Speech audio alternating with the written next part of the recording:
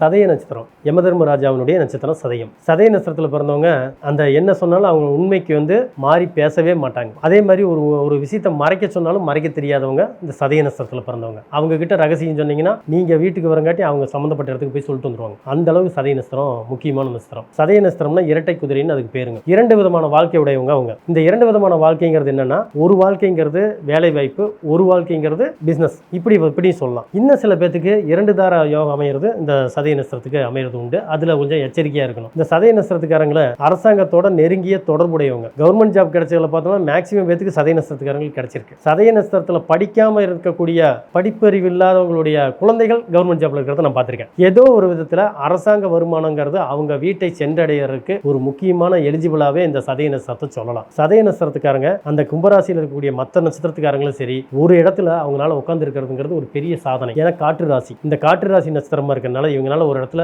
ஒரு 1/2 hour 1 hour இருக்க சொன்னா இருக்க முடியாது. இந்த சதய நட்சத்திரத்துக்கு மிகப்பெரிய சக்சஸ் தரக்கூடிய நட்சத்திரமா நமக்கு வர்றது பூரட்டாதி நட்சத்திரம். பூரட்டாதி நட்சத்திரமும் புனர்பூச நட்சத்திரத்தையும் விசாக நட்சத்திரத்தையும் அவங்க கையில் எடுத்தாவே வாழ்க்கையில வெற்றி அடையலாம்.